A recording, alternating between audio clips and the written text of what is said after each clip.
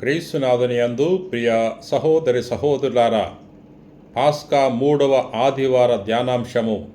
మొదటి పట్టణము అపోస్తుల కార్యాలు 2వ అధ్యాయము 14వ వచనము మరియు 22వ వచనము నుండి 28వ వచనం వరకు.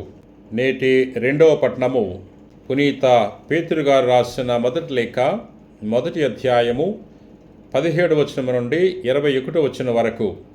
నేటి సువిశేషము లూకా సువార్త 24వ అధ్యాయము 13వ వచనం నుండి 35వ వచనం వరకు. ఆ రోజులలోనే వారిలో ఇద్దరు యెరూషలేమునకు 7 మైళ్ళ దూరమున ఉన్న ఎమ్మావు గ్రామమునకు వెళ్ళుచు జరిగిన సంఘటనలను గూర్చి మార్గమున ముచ్చటించుకొనుచుండిరి. వారు ఇట్లు తర్కించుకొనుచుండగా యేసు తనకు తానుగా వారిని సమీపించి వారి వెంట నడువసాగెను. వారు ఆయనను చూచిరి, కానీ గుర్తింపలేకపోయిరి. మీరు నడుచుచు దేని గురించి మాట్లాడుకొనుచున్నారు అని ఆయన వారిని అడిగెను. వారు విచారముతో నిలిచిపోయిరి.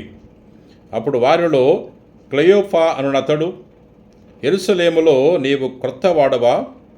ఈ దినములలో అక్కడ ఏమి జరిగినది నీకు తెలియదా అనెను.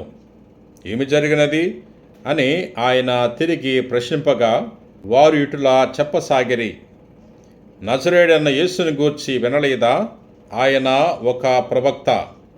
తన క్రియలందును వాక్కునందును దేవుని ఎదుటను ప్రజలందరి ఎదుటను శక్తివంతునిగా పరిగణింపబడినాడు. మన ప్రధానార్చకులు అధిపతులు ఆయనను మరణదండనకు అప్పగించి సిలువ వేసిరి. అయితే ఆయనయే ఇజ్రాయేలీయులను రక్షించునని మేము ఆశతో ఉంటిమి. ఈ సంగతులు జరిగి నేటికి 3 దినములాయెను. మాలో కొంతమంది స్త్రీలు ప్రాతకాలమున సమాధి యొద్దకు వెళ్ళగా అక్కడ వారికి యేసు దేహము కనబడలేదు. అంతేకాకుండా వారికి దేవదూతలు ప్రత్యక్షమై ఆయన సజీవుడని చెప్పినట్లు వారు వచ్చి చెప్పి మమ్ము ఆశ్చర్యపరిచిరి. అంతటా మాలో కొందరు సమాధి యొద్దకు వెళ్ళి ఆ స్త్రీలు చెప్పినట్లుగానే ఉండుట చూచిరి, కానీ యేసును మాత్రము చూడలేదు. అప్పుడు యేసు వారిద్దరితో, ఓ అవివేకులారా, ప్రవక్తల ప్రవచనములను నమ్మని మందమతులారా, క్రీస్తు శ్రమలు అనుభవించి తన మహిమలో ప్రవేశించుట అనివార్యము కదా అనెను. అప్పుడు మోషే మొదలుకొని ప్రవక్తలందరి లేఖనములలో తనను గూర్చి వ్రాయబడినవన్నీ వారికి వినిపించెను. ఇంతలో వారు చేరవలసిన గ్రామము సమీపించినది. యేసు ముందుకు సాగిపోదలచినట్లు కనబడెను. అంతట వారు, ప్రొద్దువాలిపోయినది, సంధ్యవేళ అగుచున్నది, మాతో ఉండుడు అని ఆయనను బలవంతము చేయగా ఆయన అందులకు అంగీకరించెను. యేసు వారితో కూడా భోజనమునకు కూర్చుండినప్పుడు ఆయన రొట్టెను తీసుకొని ఆశీర్వదించి త్రుంచి వారికి ఇచ్చెను. దానితో వారికి కనువిప్పు కలిగినది. వారు యేసును గుర్తించరి, కానీ ఆయన అదృశ్యుడయ్యను. అంతటా వారు ఒకరితో ఒకరు, ఆయన మార్గమధ్యములో మనతో మాట్లాడినప్పుడు, లేఖనములన్నీ మనకు వివరించినప్పుడు మన హృదయములో ప్రజ్వరలేదా అనుకొనిరి. వారు వెంటనే యెరూషలేమునకు తిరిగి వెళ్ళగా అక్కడ 11 మంది శిష్యులను వారితో ఉండిన వారును, ప్రభు వాస్తవముగా సజీవుడై లేచెను, సీమోనుకు కనిపించను అని చెప్పుకొనుచుండిరి. అప్పుడు వారు కూడా మార్గమధ్యమున జరిగిన సంఘటనలను వివరించి ఆయన రొట్టెను విరిచినప్పుడు వారు ఎట్లు గుర్తించినది తెలిపిరి. ఇది క్రీస్తు సువిశేషము. క్రీస్తువా, మీకు స్తుతి కలుగునుగాక. దేవుడు ఎప్పుడు ప్రజల మధ్యనే ఉంటాడు. ఆయన అన్ని వేళలా అందరకు అందుబాటులోనే ఉంటాడు. తన ప్రజలను విడనాడి వారికి దూరంగా నిలిచి ఉండే వ్యక్తి కాదు. ఆయన ఎప్పుడు మనకు దగ్గరగా ఉండి మన ఆర్తనాదాలను ఆలకిస్తూ ఉంటాడు. మన సమస్యలను పరిష్కరిస్తూ ఉంటాడు. మన జీవిత భారాన్ని మోస్తూ ఉంటాడు. అశరీరుడైన భగవంతుడు మన మధ్య అగోచరంగా జీవిస్తూ ఉంటాడు. లేదా ఆయన వేరువేరు రూపాలు ధరించి మనకు భౌతికంగా కనిపిస్తూ ఉంటాడు. అనేక పర్యాయాలు మనము ఆయన రూపాన్ని గుర్తించలేక ఆయన్ని అంగీకరించలేకపోతున్నాం. ఆయన రూపము మనకు అనూహ్యంగా ఉండవచ్చు. ఎట్లున్నా ఆయన్ని గుర్తించటానికి మనము అలవాటు పడాలి. అప్పుడే మన జీవితము ధన్యమవుతుంది. ప్రియ సహోదరి సహోదరులారా, ఈరోజు సువార్త పట్టణంలో యేసు శిష్యులిద్దరూ ఎమావు గ్రామానికి వెళ్తుండగా మార్గమధ్యములో యేసును కలుసుకున్నప్పుడు ఏమి జరిగిందో వింటున్నాం. లూకాసు వార్త 24వ అధ్యాయము 13వ వచనం నుండి 35వ వచనం వరకు. యేసు మరణముతో శిష్యులు నిరాశకు లోనయ్యారు. ఇజ్రాయేలు ప్రజలను యేసు ఉద్ధరిస్తాడని, తన రాజ్యాన్ని స్థాపించి వారికి శాంతి సమాధానాలు సిరి సంపదలు దయచేస్తాడని వారెంతో ఆశతో ఎదురు చూచారు. అయితే అదేమీ జరగలేదు. ఆయన మరణించి ఇప్పటికీ 3 దినాలయ్యింది.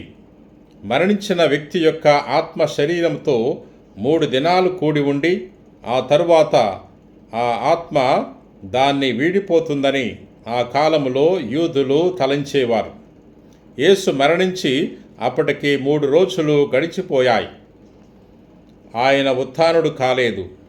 కొంతమంది స్త్రీలు ప్రాతకాలమున ఆయన సమాధి యొద్దకు వెళ్ళి ఆయన భౌతిక దేహము కనబడటం లేదు అని వార్త తెచ్చారు. దేవదూతలు ప్రత్యక్షమై ఆయన సజీవుడై లేచినట్లు వారితో చెప్పినట్లు వార్త అందినది. అయితే ఆయన కనిపించటం లేదు. కనుక ఆ స్త్రీల వార్త నమ్మదగినది కాదు. ఇట్టి ఆలోచనలు ఆ 2 శిష్యులలో మెసులుతున్నాయి.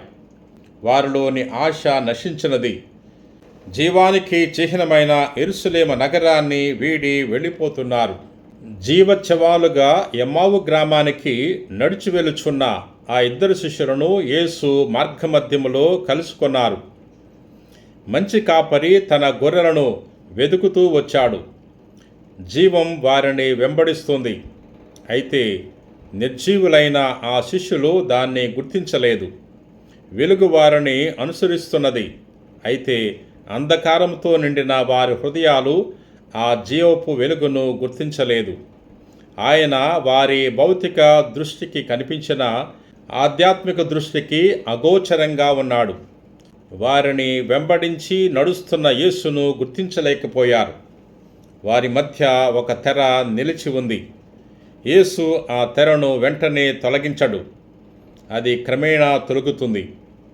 వారిలోని అంధకారము నిదానంగా అంతరిస్తుంది. యేసు వారి సంభాషణలో పాల్గొంటాడు. వారి విచారానికి కారణము అడుగుతున్నాడు. ఓ అవివేకులారా, ప్రవక్తల ప్రవచనముల అన్నిటినీ నమ్మని మందమతులారా, క్రీస్తు శ్రమలు అనుభవించి తన మహిమలో ప్రవేశించుట అనివార్యము కదా అని యేసు మందలించాడు. అంతటా పరిశుద్ధ గ్రంథములో తన్ను గూర్చి వ్రాయబడిన ప్రవక్తల ప్రవచనాలన్నిటినీ వారికి వివరించి తెలియచేశారు. ప్రియ సహోదరి సహోదరులారా, యేసు ఆ 2 శిష్యులకు పరిశుద్ధ గ్రంథములోని ప్రవక్తల ప్రవచనాలను వివరించి వారి హృదయాల్లో ఆశను చిగురింపచేశాడు. యేసు స్వరము వారి జీవితాన్ని సోకనారంభించింది. అంధకారములో కాంతిరేఖ కనిపించింది. అయితే ఆయన్ని ఇంకా గుర్తించలేదు. వారి మధ్య ఉన్న తెర తొలగనారంభించింది, కానీ అది ఇంకా పూర్తిగా తొలగలేదు. ఇంతలో చేరవలసిన గ్రామము సమీపించినది. యేసు ముందుకు సాగిపోదలచినట్లు కనబడ్డాడు. అంతటా వారు ప్రొద్దివాలిపోయినది, సంధ్యవేళ అగుచున్నది, మాతో ఉండుడు అని ఆయన్ని బలవంతం చేయగా యేసు అందుకు అంగీకరించాడు. యేసు వారితో కూడా భోజనానికి కూర్చుండినప్పుడు ఆయన రొట్టెను తీసుకొని ఆశీర్వదించి త్రుంచి వారికి ఇచ్చాడు. దానితో వారికి కనువిప్పు కలిగినది. వారు యేసును గుర్తించారు, కానీ ఆయన వెంటనే అదృశ్యుడయ్యాడు. ప్రియ సహోదరి సహోదరులారా, ఆ 2 శిష్యులు పొందిన అనుభూతి ప్రతి క్రైస్తవునికి వర్తిస్తుంది. వారి వలె మనము కూడా దేవుని ప్రణాళికను అర్థం చేసుకోలేకపోతున్నాం. ఆయన చిత్తం మానవుల ఎడల ఆయన వ్యవహరించే విధానము మనకు వింతగా ఉండవచ్చు, అర్ధరహితంగా కనిపించవచ్చు. అట్టి సందర్భాల్లో మనము నిరాశ చెందుతున్నాం, అధైర్యపడుతున్నాం. అంతటా ఆయన్ని వీడి దూరంగా వెళ్ళిపోతుంటాం. మనం ఊహించినట్లు ఆశించినట్లు జరగలేదు కాబట్టి ఆయనపై విశ్వాసం కోల్పోతున్నాం. అట్టి అంధకార సమయంలో యేసు మన దగ్గరకు చేరి మనకు వెలుగును ప్రసాదిస్తాడు. ఆ ఇద్దరు శిష్యులు దేవుని వాక్కును ఆలకించటములో, రొట్టెను విరచి భుజించటములో యేసును గుర్తించగలిగారు, వెలుగును పొందగలిగారు.